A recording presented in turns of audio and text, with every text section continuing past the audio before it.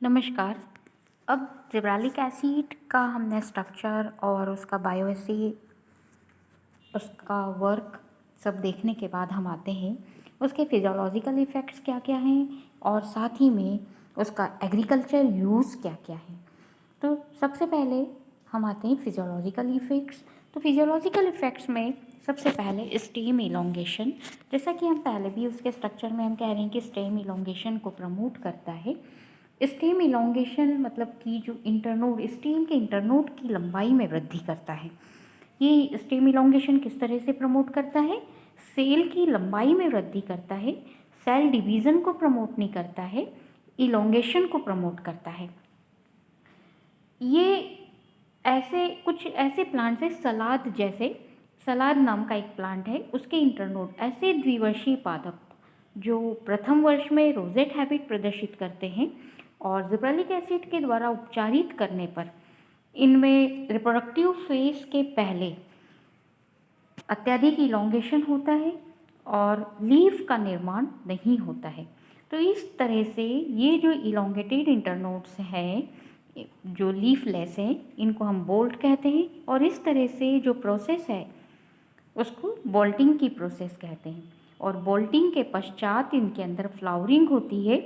तो ये जो प्रोसेस है वो ज़िबरेलिक एसिड इसको प्रमोट करता है द्विवर्षीय पादपों में। दूसरा जो है सीड जर्मिनेशन। सीड जर्मिनेशन कुछ धान्य की फसलें जैसे गेहूँ, जौ, मक्का आदि के जर्मिनेशन में ये हार्मोन जो है वो डाइजेस्टिव एंजाइम्स को स्टिमुलेट करता है। डाइजेस्टिव एंजाइम्स जैसे प्रोटीएज, एमाइलेज, लाइपेज इनको स्टिमुलेट करता है और ये जो हार्मोन्स हैं ये संचित पोषक पदार्थों को डाइजेस्ट करते हैं और उनको गति प्रदान करते हैं। तो ये जो एंजाइम्स हैं, ये हार्मोन्स जो हैं, ये जो ज़िबरेलिक एसिड है ये और ये जो एंजाइम है ये सीड की जो गेहूँ, मक्का ये जो धान की फसलें हैं इनकी प्रोटीन एल्यूलोन रेयर के अंदर पाए जाते हैं, उसमें परिबद्ध रहते हैं और ये एल्यूलोन रेयर जो है जो उसके अंदर ये डिफरेंट हाइड्रोलिटिक एंजाइम को ये प्रमोट करता है, स्टिमुलेट करता है। तो जिससे स्टार्च का अपघटन होता है और वो शुगर में कन्वर्ट हो जाती है। इसके लिए जापानी साइंटिस्ट ने एक एक्सपेरिमेंट किया था, योमो नाम के साइंटिस्ट ने एक एक्सपेरिमेंट किया। उन्होंने अपने प्रयोगों में देखा कि जो बीज जो सीड से यदि एम्ब्रियो को पृथक कर लिया जाता है तो एल्यूरोन लेयर पे आवश्यक एंजाइम का सीक्रेशन या वो आवश्यक एंजाइम्स जो हाइड्रोलिटिक एंजाइम्स हैं वो नहीं पाए जाते हैं वहाँ पर, जिससे कि वो स्टार्च का डाइजेशन नहीं कर पाते हैं। तो इससे यह भी पता चलता है कि जो ज़िबरेलिक एसिड है वो एम्ब्रियो में पाया जाता है, मतलब एक आवश्यक हार्मोन जो एम्ब्रियो में पाया जाता है वो एल्यूरोन लेयर को अल्फा अमाइलेज, प्रोटीएज इस तरह के एंजाइम को स्टिमुलेट करने के लिए, उत्पन्न करने के लिए इनके उत्पादन को स्टिमुलेट करता है और जिससे कि जो संचित पोषक पदार्थ हैं वो गतिशील होते हैं और उस एम्ब्रियो को प्राप्त होते हैं और सीड जर्मिनेट होगा। इसके बाद जो नेक्स्ट है ब्रेकिंग ऑफ डॉर्मेंसी। तो कुछ एवरग्रीन प्लांट्स और कुछ डेसिडुअस प्लांट्स की जो बर्ड्स हैं वो पतझड़ ऋतु के अंदर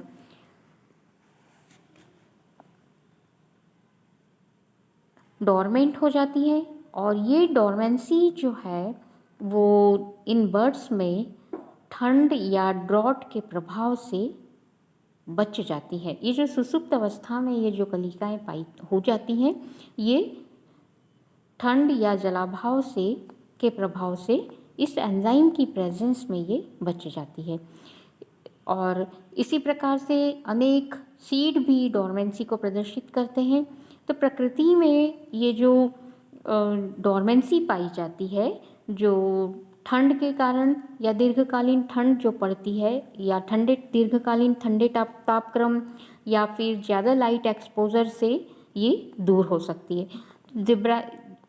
मतलब प्रकृति में ये इस तरह से दूर होती है, लेकिन इस तरह से जो डोरमेंसी प्राप्त होती है पौधों को, मतलब जो इसके कारण जो डोरमेंट होते हैं, तो उसमें ज़ेब्रालिक एसिड का उपयोग किया जाता है। तो इस तरह की डोरमेंसी को हम दूर कर सकते हैं।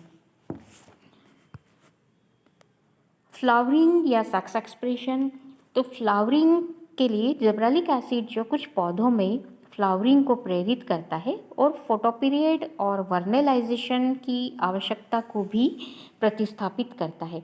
जैसे जो कुछ प्लांट्स होते हैं जो जिनको लॉन्ग फोटो पीरियड की ज़रूरत होती है, कुछ को कम फोटो पीरियड की ज़रूरत होती है, तो ये उस चीज़ को ज़ेब्रालिक एसिड से यदि ट्रीट किया जाता है तो ये उसको प्रतिस्थापित कर देता है। ऐसा लैंग नाम के साइंटिस्ट ने 1980 में एक एक्सपेरिमेंट के द्वारा बताया। हायोसिमस नाइगर नाम के प्लांट्स में ज़ेब्रालिक एसिड के द्वारा उपचारित किया तो ये लॉन्ग डे प्लांट को प्रतिस्थापित किया जा सकता है, ऐसा उन्होंने कहा। और उनके अनुसार ये ज़ेब्रालिक एसिड जो है इस प्लांट में, या कह लो कि ज़ेब्रालिक एसिड जो है ये फ्लोरिजिन नाम के हार्मोन का संश्लेषण करता है और फ्लावरिंग को प्रेरित करता है। कुछ प्लांट्स में इसके अनुप्रयोग से मेल फ्लावर्स की संख्या में बढ़ोतरी होती है और फीमेल फ्लावर की संख्या घटती है।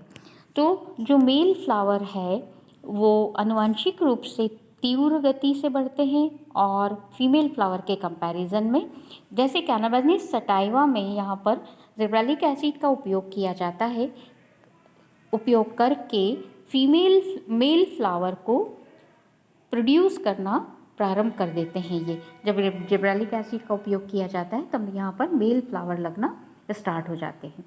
इसके विपरीत कुछ प्लांट्स, जैसे कुछ वुडी प्लांट्स हैं जैसे बोगनवेलिया, इनमें फ्लावरिंग की क्रिया इसके द्वारा संदमित होती है। इसके बाद रूट इनिशिएशन और ग्रोथ, तो सामान्यतः इसके अनुप्रयोग से रूट की वृद्धि संदमित होती है और रूट कटिंग्स पर एडवेंटिशियस, जब रूट कटिंग्स को से कोई प्लांट को ग्रो किया जाता है तब वहाँ पर इसके उपचार से, इसकी प्रेजेंस से एडवेंटिशियस रूट का निर्माण नहीं होता है, उसको संदमित करता है ये। इसके बाद पार्थिनोकार्पी, जैसा कि पार्थिनोकार्पी आप सभी लोग जानते हैं कि पार्थिनोकार्पी क्या होता है, सीडलेस फ्रूट। तो सीडलेस फ्रूट को तैयार करने में ज़ेब्रालिक एसिड का बहुत बड़ा योगदान होता है। जैसे पियर, एप्पल, ये पॉम फ्रूट्स जितने भी हैं उनके अंदर ज़ेब्रालिक एसिड से ट्रीट किया जाता है तो ये पार्थिनोकार्पी को प्रेरित करता है। अंगूर में भी, ये ग्रेप्स फ्रूट में भी इसकी अमाप में और इसके गुच्छों की लंबाई को बढ़ाने में प्रयुक्त किया जाता है। ये ऑक्सिन की तुलना में पार्थिनोकार्पी को कई गुना अधिक प्रभावशाली ढंग से प्रेरित करता है। इसके बाद सेनिसेंस को प्रिवेंट करता है। तो सेनिसेंस को प्रिवेंट किस तरह से करता है ये, इसके जनरली लीफ जो है वो एब्सिशियन लेयर के फॉर्मेशन से गिर जाती है पतझड़ ऋतु में, लेकिन इसके अनुप्रयोग से लीफ की सेनिसेंस को रोका जा सकता है, जीर्णता को रोका जा सकता है। वो किस तरह से रोका जा सकता है, तो इस प्रक्रिया में ज़ेब्रालिक एसिड 3 तरह से नियंत्रित करता है। एब्सिशियन जोन का जो निर्माण है वहाँ पर सेल डिवीज़न को प्रेरित करता है, जो कि एब्सिशियन लेयर के बनने के कारण से वहाँ पर सेल डिवीज़न नहीं हो पाता है। तो सेल डिवीज़न को प्रेरित करता है जिसके कारण से ये जो एब्सिशियन जोन है ये प्रतिस्थापित हो जाता है और ये जो विघटनकारी एंजाइम है इनको रोकता है। तो जिससे क्या होगा कि ये जो जीर्णता है पत्तियां झड़ने से, वहाँ पर एब्सिशियन लेयर का फॉर्मेशन नहीं होगा और पत्तियां जो हैं वो झड़ने से बच जाती हैं। इसके बाद जो ज़ेब्रालिक एसिड के जो और उपयोग हैं, अनुप्रयोग जो उपयोग में लाए जाते हैं, जैसे कि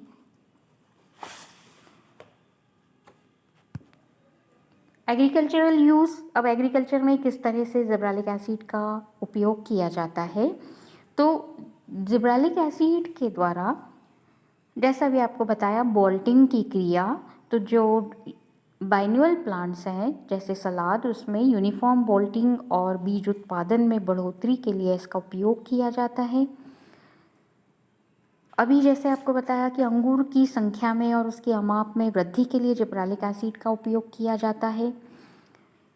इसका उपयोग सीडलेस ग्रेप्स के उत्पादन में भी किया जाता है, पार्थिनोकार्पी फ्रूट तैयार करने में, जैसे पियर, एप्पल, ये पॉम फ्रूट्स जितने भी हैं, ये इनके अमाप में, इनके रंग और गुणवत्ता में उन्नत गुणवत्ता को प्राप्त करने के लिए जिब्रेलिक एसिड का उपयोग किया जाता है। आलू में डोरमेंसी को भंग करने के लिए इसका उपयोग किया जाता है, और यूनिफॉर्म क्रॉप इमर्जेंस के लिए भी उपयोग किया जाता है इसका, जिब्रेलिक एसिड का, एग्रीकल्चर में। जर्मिनेटिंग बार्ली में अल्फ़ा एमाइलेज की मात्रा बढ़ाने के लिए जिब्रेलिक एसिड का उपयोग किया जाता है, जिससे कि अल्फ़ा एमाइलेज की मात्रा जब बढ़ जाती है तो उससे हाइड्रोलिटिक एंजाइम जो संचित खाद्य पदार्थ है स्टार्च के रूप में, उसका डाइजेशन कर देते हैं और वो शुगर में कन्वर्ट होके उस एम्ब्रियो को प्राप्त होता है, जिससे कि उसको पोषण मिल सके। फिर जेरेनियम में फ्लावर साइज और उसकी लॉन्गेविटी को उन्नत करने में सहायक होता है। शुगर केन में इंटरनोड में इलोंगेशन करता है, और इलोंगेशन के साथ ही यहाँ पर शुगर की मात्रा, उस इंटरनोड में शुगर की मात्रा घटती नहीं है, घटाए बिना ही ये इंटरनोड का दीर्घन करने को, इलोंगेशन को प्रेरित करता है। इसके अनुप्रयोग से अनेक पार्थिनोकार्पी फ्रूट्स प्राप्त किए गए हैं। इसका उपयोग नींबू, संतरा आदि फलों की पत्तियों पर जिब्रेलिन के छिड़काव से इनको लंबे समय तक सुरक्षित रखा जा सकता है।